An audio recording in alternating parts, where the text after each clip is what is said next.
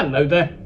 Today I'd like to take a look at a wine from the Barossa, from a variety that is very rarely seen on wine labels, and it's from the Rockford Winery. It's a white Frontignac. The wine is simply labelled as from Barossa, and it's from the 2023 vintage. Now, the Rockford Winery rather see themselves as custodians of the traditional styles, winemaking techniques and grape varieties of the Barossa region. And this is despite the fact that the winery was only founded 41 years ago in 1984. Having said that, Rocky O'Callaghan, who's the founder and the proprietor, had actually moved to Tanunda in 1971, buying 2 hectares of land and planting a small vineyard. In line with his very traditional approach, he built himself a winery, the style of whose construction matched the 1850s stone cottage that was already present on the site. And Rockford are very proud of the fact that they specialise in using fruit from old, normally unirrigated, often ungrafted bush vines. And as such, white Frontignac is a really appropriate variety to look at. Its history of being grown in the Barossa Valley goes back over 150 years and has been through sort of cycles of boom and bust. Presumably it was originally planted here for the production of fortified wines. And now here we see it being used to make a fresh, crisp, fruity, light white wine. White Frontignac is a pseudonym for Muscat Blanc Petit Grand, which is widely regarded to be the most aromatic, the most elegant of the Muscat varieties. Now, prior to coming to the Barossa Valley, Rocky O'Callaghan had worked for Seppelt in Rutherglen in northeast Victoria, and that's an area where Muscat is very important for the production of very concentrated, fortified, incredibly sweet liqueur muscats. And thinking about it, actually, I'm intrigued by the fact that they've used the pseudonym White Frontignac. Presumably that's a locally used pseudonym. However, I think also it's possibly to differentiate itself from the Muscat Blanc Petit Grand that is quite widely planted in Rutherglen, because they have a darker skinned clone that's generally referred to as brown muscat. So the same grape variety but a noticeably different clone, and I suspect defining this as white Frontignac, and the point of it is to make that difference clear.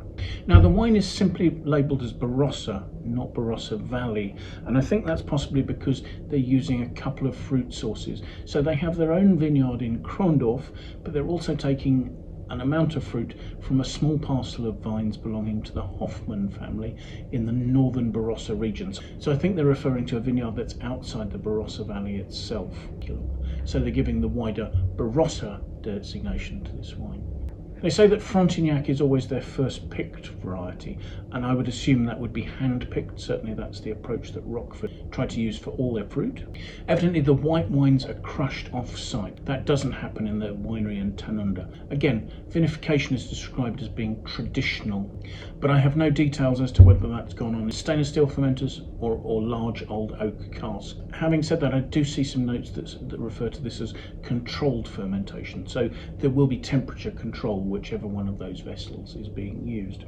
I would have thought it more likely that the wine would ferment in stainless steel, to be honest, to retain the beautiful fresh aromatics of the Muscat. Now, the wine retains a little sweetness, so I'm assuming fermentation is stopped before the wine becomes dry, rather than small amounts of sweetness being added back. To keep the wine's acidity relatively crisp and to retain its beautiful perfumes, again, I would assume that malolactic conversion would be blocked on this, and that the wine will have been bottled without any further significant aging. So let's have a look at it, shall we?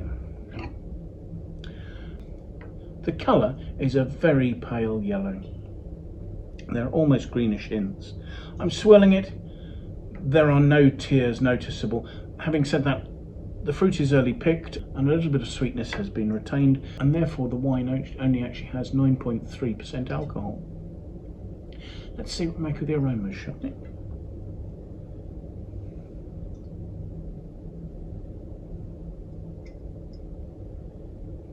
The aromas are delicate and sherbety. There are floral hints, almost touches of rose petal, but not quite to the extent that you might get with a Gewürztraminer.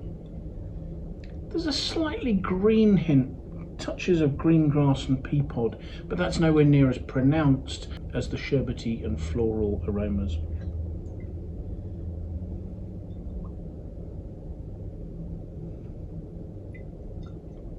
So let's have a taste.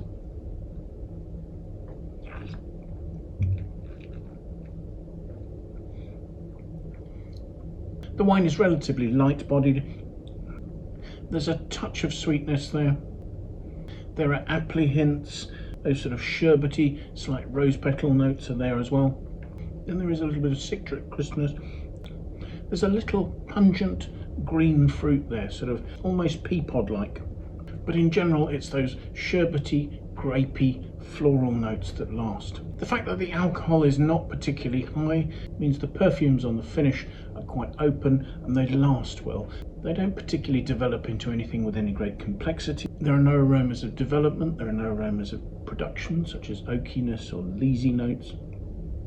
It's a straightforward, clean, relatively crisp, aromatic white with just the slightest hint of sweetness to keep it in balance.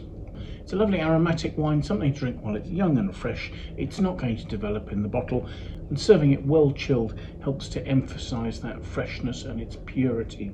The Wine Searcher average critic score for this vintage of this wine is 88 out of 100, and I think that's a pretty fair mark.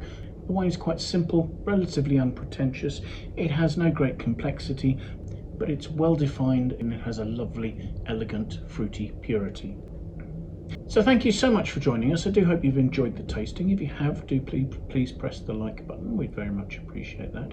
If you'd like to watch more of these tastings, it would be great if you'd subscribe to our channel. That way you can sign up, you can set yourself an alert, and you can be notified every time we publish a new tasting. If you have any comments, please pop them in the comments box below. We really are interested in your feedback on the wines we're looking at, the tastings we're doing, or anything else that relates to that. If you have any friends you think might like to watch the video, do please pass it on to them. We'd be very grateful. I will pop a link in the comments box to this vintage of this wine on the Wine Searcher website so that you can see if it's available in your market and at what price. There are also some tabs on that page that can take you to articles telling you about the region, the grape variety, the producer, and using those tabs you can also make vintage comparisons. There's a price history, and you can find out what the critics and other users of the website have been saying about the wine. So hopefully there's plenty of useful information there to help you make an informed decision about perhaps purchasing this wine. So once again, thank you so much for joining us, and I do hope you'll manage to make some time to come and join us in the near future for another tasting. Until then, bye for now.